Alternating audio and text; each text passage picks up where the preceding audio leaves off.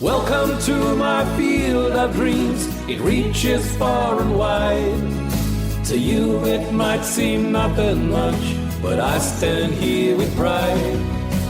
If you build it, they will come. Hi, I'm Nemo James, singer, songwriter, and author, and I'd like to welcome you once again to my podcast, Nemo James Travel Diaries. This podcast is ad-free, but I hope you will forgive me for including short excerpts of some of my songs. If you would like to hear more of the songs I include, you will find a link to them in the show notes. If you enjoy this podcast, please click the subscribe button and share it with your friends. It will mean a lot to me. On this episode, we will be traveling to Hanoi, Hoi An, and Siem Reap.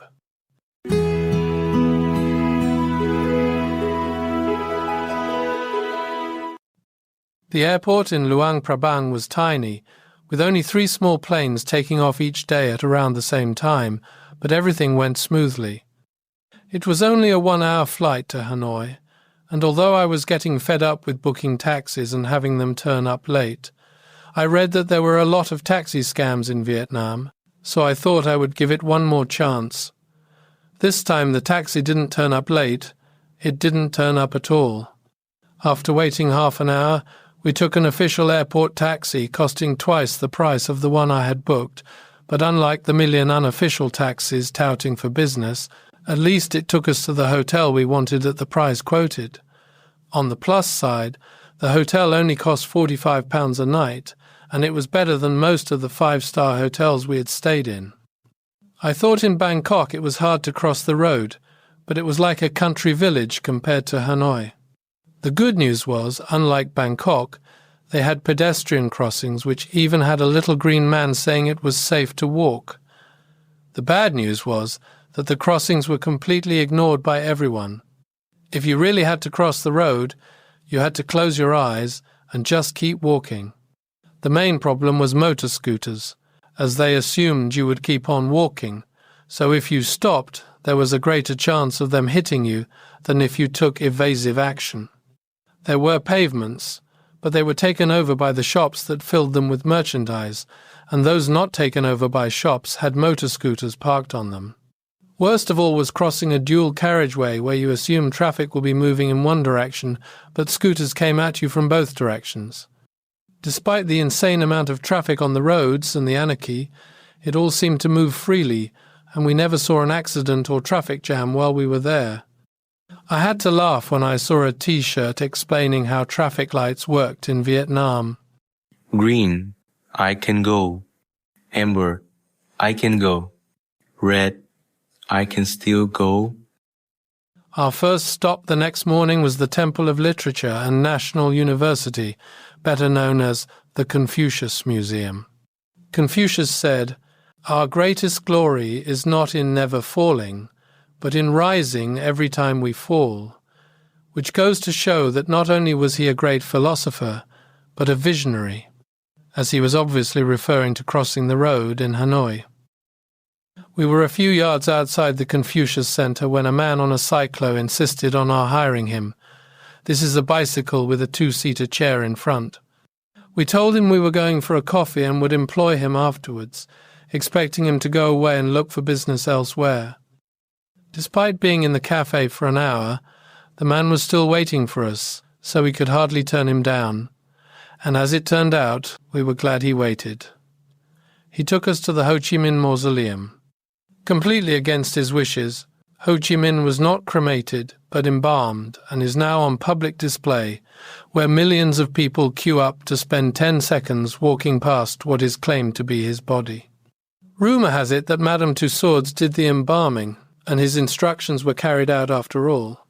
I had no idea why we were going to queue up to see something wrapped in bandages other than for the atmosphere, but contrary to the tourist information, the mausoleum was closed, so all we saw was the building from the outside. After lunch we hired a taxi for the afternoon to take us to the main part of town, which was even more manic than around our hotel. After a few temples, we ended up at Thang Long Water Puppet Theatre. Started in 1969, it was built on the edge of a lake, which at night was lit up beautifully. For a stage, there was a large tank of water in front of a screen where puppet masters stood unseen. The puppets were very basic and, unlike most puppets that were controlled from above or below, these were controlled by long sticks from the side. The entire show was on the water and consisted of many different scenes, and although the dialogue was in Vietnamese, the actions were self-explanatory. Some were funny and some were tragic, and it was supported by haunting music, which I particularly enjoyed despite being a little heavy on the echo. It must have been difficult controlling the puppets from behind the screen, but they did a great job. For dinner, we went to a packed restaurant where there was a hot plate in the middle of our table. Someone put a heavy bowl containing hot water on the hot plate. Our waitress spent the next hour guiding us through the meal, which involved us cooking a wide variety of vegetables in one part of the bowl and meat in the other. It seemed to be important to do everything in the right order, and although it was still just meat and vegetables, it was great fun. When planning our trips, we always felt a little guilty about our lack of adventurous spirit. Instead of romantic-sounding bus and boat journeys, we kept taking the easy option of flying, but the more we heard of other travellers' experiences, the happier we were that we had done so. One couple we spoke to went on a 16-hour boat journey with passengers strapped into their seats, and toilets so disgusting that people were relieving themselves over the side of the boat. Another girl told us it took 20 hours to get from Chiang Mai to Luang Prabang, with the driver of the minibus playing loud music all the time to keep himself awake. By plane, the same journey took 50 minutes. We were determined to take a train to our next destination, Hue, but after hearing it would take 12 hours on an uncomfortable train with tiny, dirty windows, it didn't take long to talk ourselves into flying. In Hue, I booked an excellent hotel at the amazing price of £18 a night, including breakfast. I had read that Vietnamese people were not very friendly, but in our experience, that couldn't have been further from the truth. Everyone was so kind and seemed to be happy in their work. If anything, it was a bit over the top at times. When we wanted to help ourselves to some fruit at breakfast, 5 girls would rush over to help us before we made it to the bowl. They were so eager to help, despite it being a country that didn't expect tips. Quite often, when I tipped a waitress, she looked confused and told me I'd given her too much. At night, we went to the market that stretches along the riverbank. We met a small and very sweet Vietnamese girl called Nai who approached us, saying she was a medical student and wanted to improve her English, so would we mind if she walked with us for a while. With so many scams around, I was immediately on guard, but Federika had read that this happens quite a lot in Vietnam.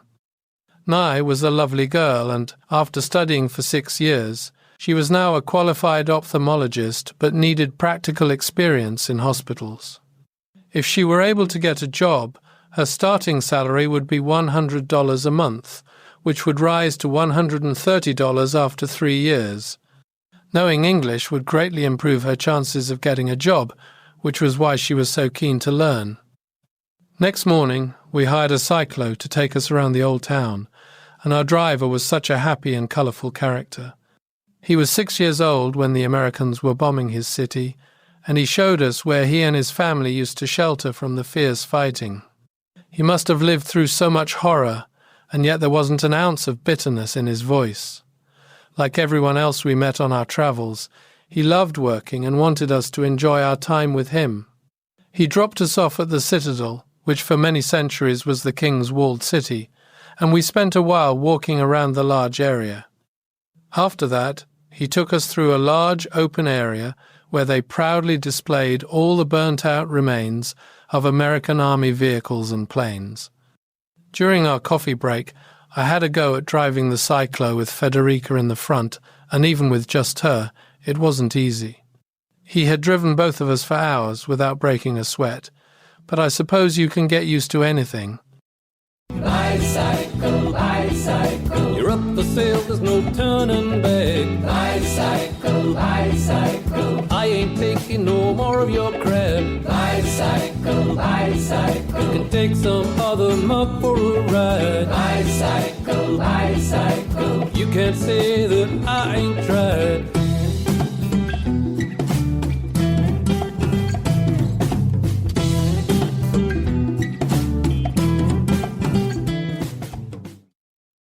All along the riverbank, there were very impressive boats for hire, which had a variety of colourful figureheads, mainly of dragons. Most of them were owned by families who lived on the boat and made a living by taking tourists up and down the river. We hired one for an hour-long trip up the river, which was very pleasant but made us sitting ducks for high-pressure salesmanship. The boat was run by a husband and wife, and the first thing the woman did when we left shore was to produce a little card, telling us she had 2 children and would we please buy things from her so she could support her family. This happened constantly in markets and the streets, but there you could just walk away. On the boat, we were captive customers, although she was so persistent that at one point I was tempted to jump ship. When Federika did buy something, it just encouraged the woman to sell more. Half the boat journey was taken up with her selling, although they always target the women, so Federika bore the brunt of it, and she was much more patient than me. My stomach had not fully recovered from the food poisoning in Luang Prabang, so I went to a small, hole-in-the-wall chemist and asked the woman for some Imodium. I got quite a shock when the conversation went like this. "Do you have any Imodium?" You die here. "I'm sorry, I don't understand." You die here. It went on like this for a few minutes, and even Federika started to get concerned. She was a qualified pharmacist, so had she seen something in me that led her to make such an alarming prophecy? Suddenly, I realized what was going on.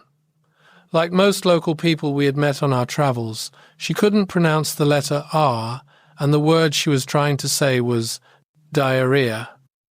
Take away the 2 R's and phonetically you have the words die here.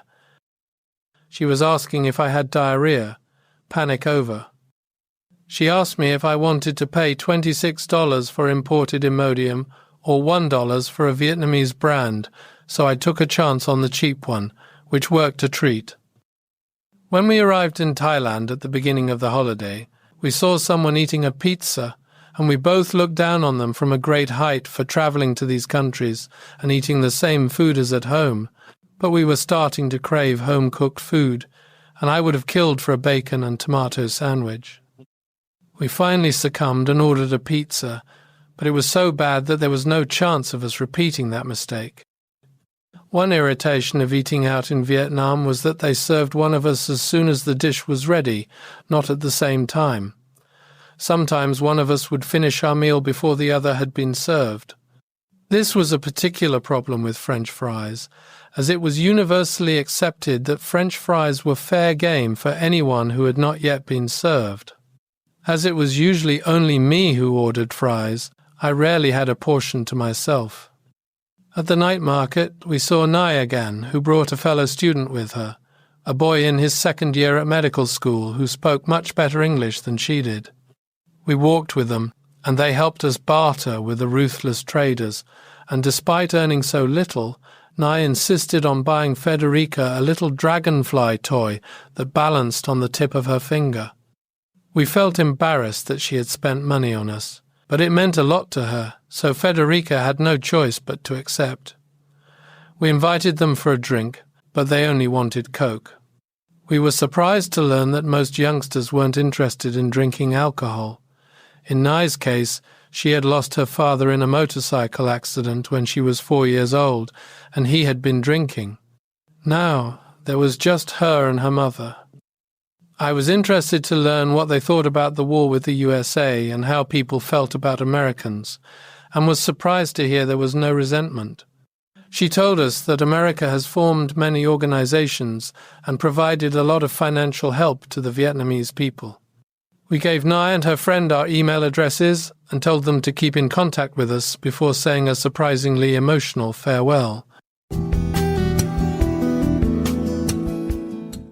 We had intended to take a train from Hue to Da Nang and a taxi from there to Hoi An, but our hotel reception advised us to take the taxi all the way to Hoi An, as we would go over a mountain pass rather than through a tunnel on a train. We would see a lot more and stop at a few sightseeing places, so once again we gave way to the temptation and took the easy way out. The car journey was a bit of a letdown, and the places we stopped at were nothing special. As for the mountain pass, we hardly knew we were on one.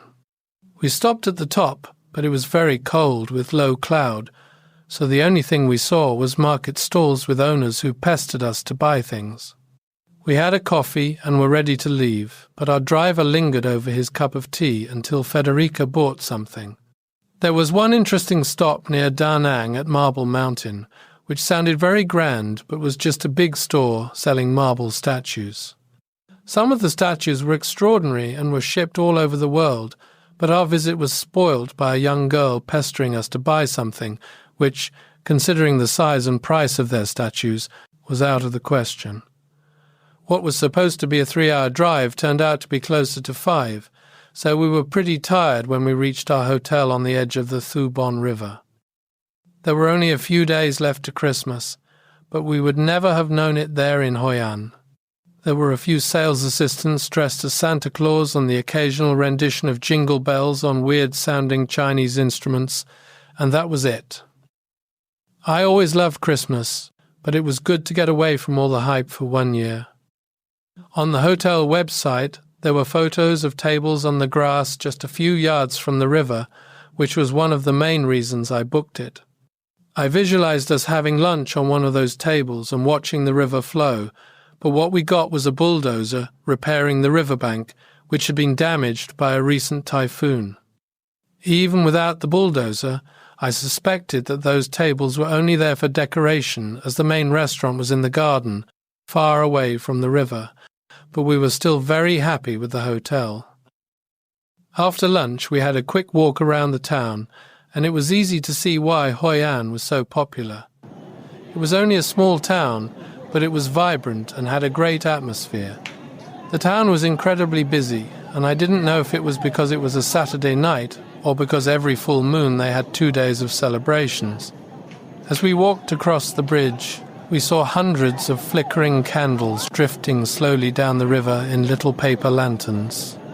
There were lots of people selling the lanterns, and of course, it was only seconds before we were being pressured into buying some.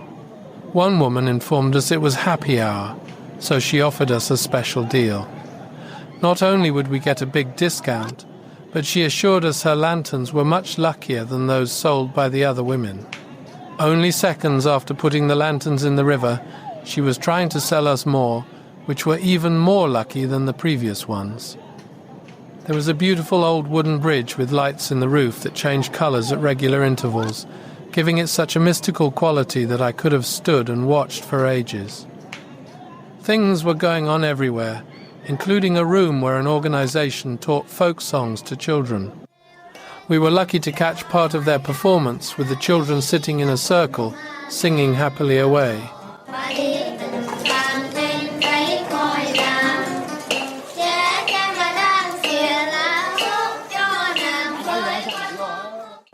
Elsewhere, a couple was playing a weird game involving a man singing really badly while a woman pranced around him, and despite not having a clue what it was all about, it was very entertaining.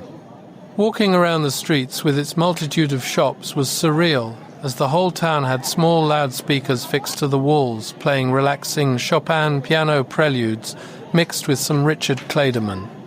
Whether this was what the Vietnamese people liked or what they thought tourists liked, I had no idea, but there was no doubt that it added to the dreamlike quality of the place. It was also refreshing to be in a place where people had thought about the background music rather than allowing 10 different shops to play their own music at the same time, creating a cacophony of sound. Hoi An was most famous for its tailors and shoemakers, and most visitors ended up having something made. Our first morning was spent ordering shoes and clothes. All I really wanted was 1 pair of black shoes, but getting caught up in the moment, I ordered 3 pairs and Federika 4. Next stop was a clothes shop where Federika was measured up for various outfits. I had a casual shirt made. Most men had suits made, but I had a good suit that I hardly ever wore, so there was no point. I was not even convinced of the value of having things made to measure, as, in my experience, the finished article rarely turned out exactly what I wanted, and you can't say you didn't want it. When buying something off the shelf, you see exactly what you are getting and can take it or leave it. As soon as we walked through the door, a salesgirl was assigned to Federika, who treated her like a long-lost friend. She was professional, applied no pressure, and nothing was too much trouble for her. We went back twice for fittings, and each time they gave us the feeling that we were their only customers. There were times that 4 or 5 girls hovered around Federika, making suggestions and making sure she was perfectly happy. Unfortunately, the second fitting for one of Federika's suits was a disaster, with their excuse being that the design Federika wanted didn't work with the material she had chosen. After a lot of messing around, Federika ended up with one suit that was just about okay and one she was delighted with. The same thing happened with shoes. The pair that Federika wanted most of all looked good but was too loose. Once again the blame was put on the design she wanted. They offered a refund, but when they saw how disappointed Federika was, they changed the design and miraculously made a new pair in just a few hours. They still weren't great, but she was happy enough with them. Next day we set off on the Heaven and Earth bicycle tour, which had some very good reviews. We were picked up at 8 a.m. and taken to an office where bicycles were allocated to us. When I was young, I used to live on my bike, which had no padding in the saddle, and I never thought anything about it. After 5 minutes on my tour bike, my ass hurt so much that I had to stand on the pedals. There were 8 of us, and after cycling through the town, we boarded a boat to one of the islands. From there we cycled through the countryside, which was so peaceful and looked like time had passed it by. We never knew what to expect next. A buffalo wallowing waist-deep in a pit of mud, a family working together in a rice field with hand tools, houses with no fronts, so the living room looked straight onto the road. We stopped at a boatyard and watched people making wooden boats, and a house where workers inserted mother-of-pearl inlays into various objects with extraordinary expertise. One man was cutting the pearl with a small hacksaw in intricate shapes, and Federika paid him a couple of dollars to cut a small bird and a buffalo to use in one of her mosaics. Next stop was a house where they built small, round basket boats. When the French occupied Vietnam in 1858, they imposed a tax on boats, but not on baskets, so the locals started building big round baskets and using them as boats. They showed us how they were made and finished the job with cow shit to make them waterproof. Who would have thought that by putting grass in one end of a cow, waterproofing flows from the other end? A sprightly old lady carried a basket boat to the river and showed us how to use it. The problem was that you only got one paddle, so with the boat being round, if you paddle normally, you just go round in circles. Sit too near the edge and you will end up in the river. Sit too near the middle and your paddle won't reach the water. Going anywhere involved a complicated turn of the wrist halfway through the paddle stroke. We all had a turn, and I was surprised how well I paddled to the middle of the river, but when returning, I lost my rhythm and kept going in the opposite direction. I reverted to normal canoe paddling in the style of an inebriated duck and reached the shore without the coast guards having to be called. We all sat at a long table for lunch, and with everyone being so friendly, it was very enjoyable, even if the food was very basic. We cycled back to town and returned to our hotel for a much-needed rest. Hello, sky, remember me. I was here yesterday, lying here on this field of grass, watching time pass away. I have to say, you're looking fine today, as clear as you could be. I can't think of a single place I would rather be. The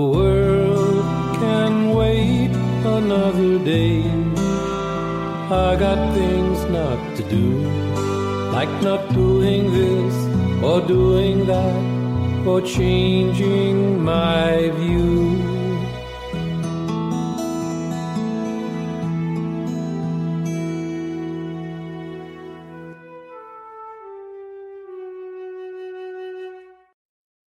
Our hotel provided bicycles, and some of them even had brakes, so we started using them to cycle around town, which we enjoyed very much. I had forgotten what great inventions bicycles were, and it was a shame that we so rarely used them. They were good for the environment. You could park for free anywhere you want, drive on whatever side of the road you want, and ignore traffic lights. We really liked Vietnam, but the constant pressure to buy things did spoil it a little. In the markets, we were constantly harassed.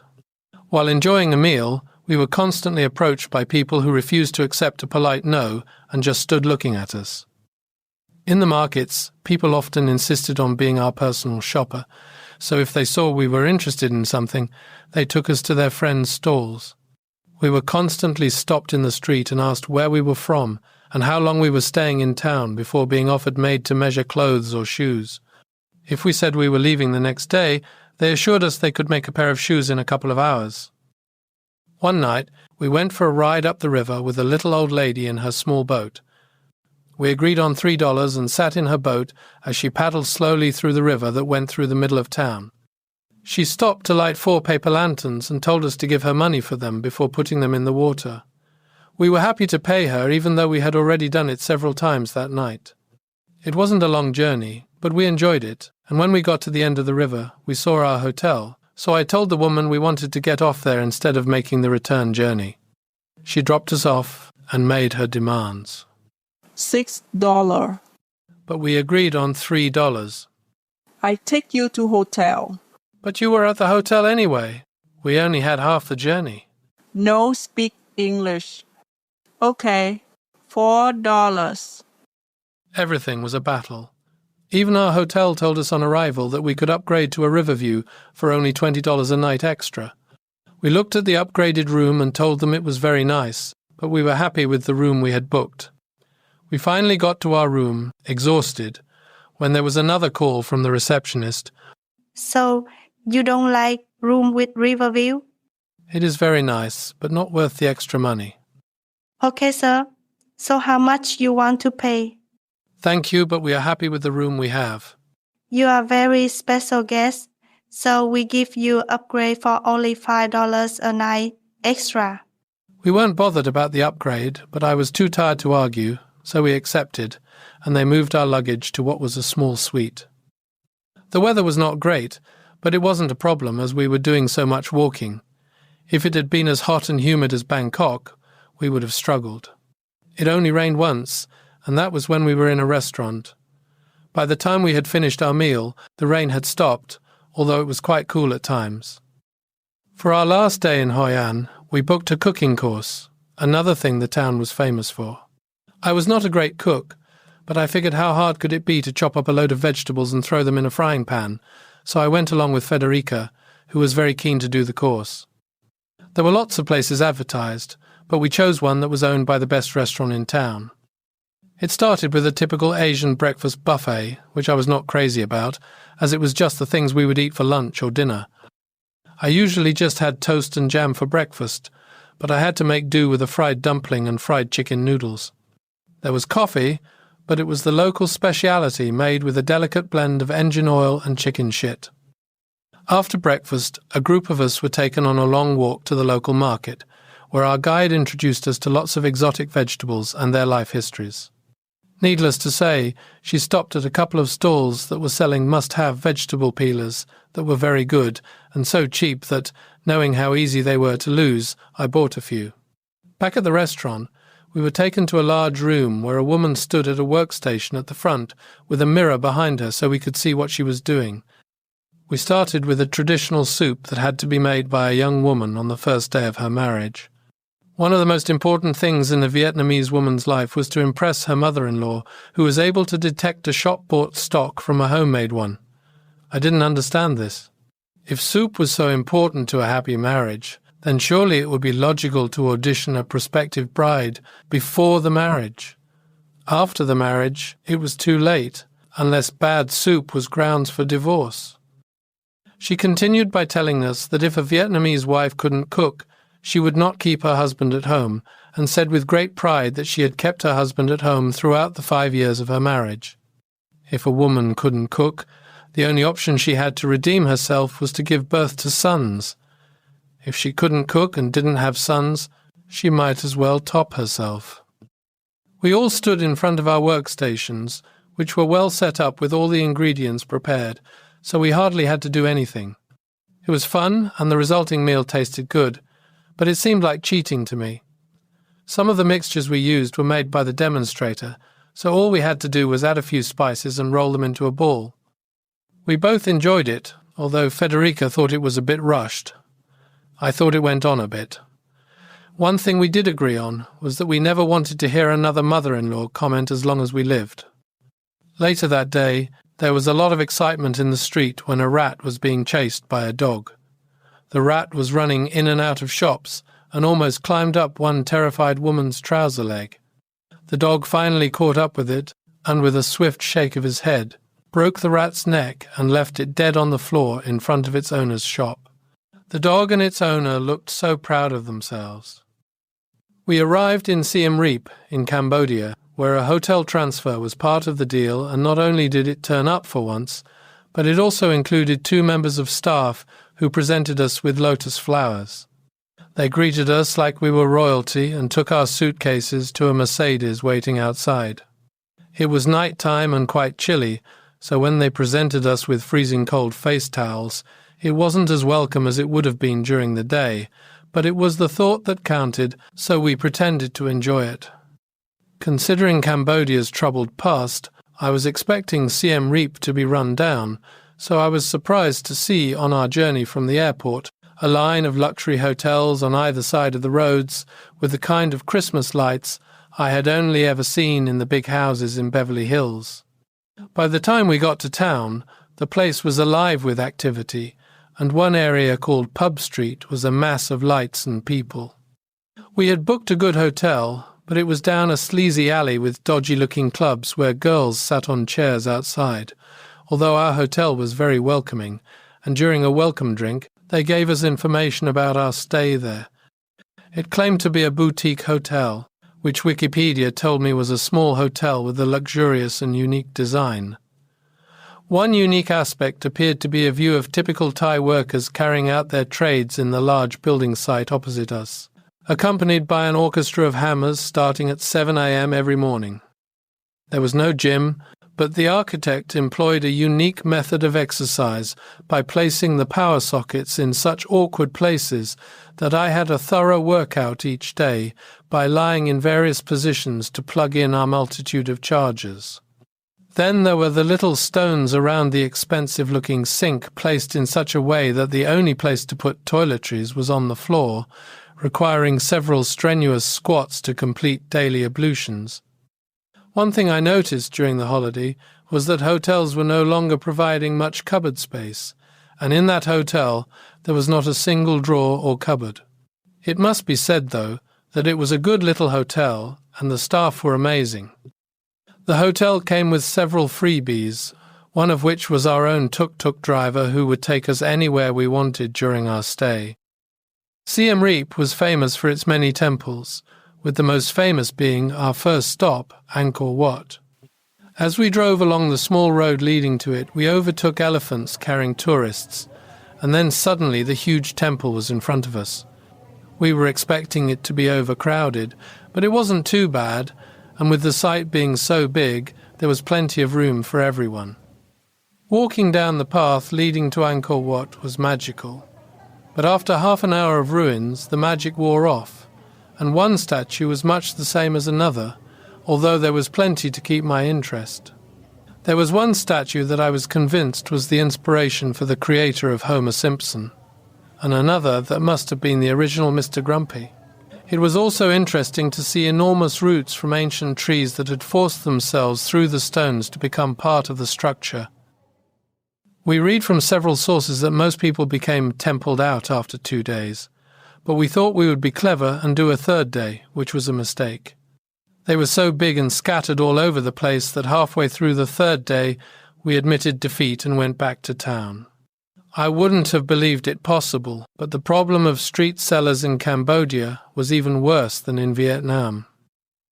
One girl walked with us for half an hour, constantly asking Federika to buy something, and when she finally gave up, someone else took her place, offering the same things. On our first day, Federika bought a book about the temples and carried it around with her, but people still tried to sell her the same book, saying they would give her a special price for a second. Mothers kept their children from school to sit with them all day, as it was harder to resist a young child selling something than an adult. Most heartbreaking of all were the child beggars in town. One girl of around 10 years old carried a baby in a sling, asking for money so she could buy milk for her baby sister. We had been looking forward to eating a lot of fish, thinking it would be plentiful and cheap, but that was a big disappointment. Fish was not often on the menu, and when it was usually small fillets smothered in sauce, whereas we generally preferred the whole fish. Pub Street in Siem Reap was always buzzing, and there were lots of large, open-air restaurants with some great-looking fish in chilled trays that we could choose from. We both ordered what looked like and was labelled red snapper. When it was served, it looked fantastic, but my underpants would have tasted more like red snapper. I managed to conceal the flavour slightly with a plate of French fries and struggled through half of it, but Federika, who was more discerning than me, couldn't manage a second bite. Maybe it was off, or maybe it was a river fish, which didn't usually taste very good. Either way, it was the end of our fish-eating experience in Cambodia.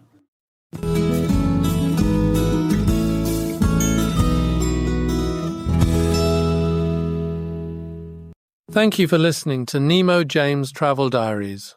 Photos and videos of my adventures, together with my music and the books I have published, can be found on my website www.nemojames.com/travels. You will also find details of my mobile phone app, Wordbanker, which is designed to help you build a foreign language vocabulary. If you've enjoyed this podcast, please click the subscribe button and share it with your friends. It will mean a lot to me. In the next episode, we will be traveling to Koh Jum, Koh Lanta, and Bangkok. Do you like the songs I've sung to you? Do you like the time that we've been through? Do you like my music?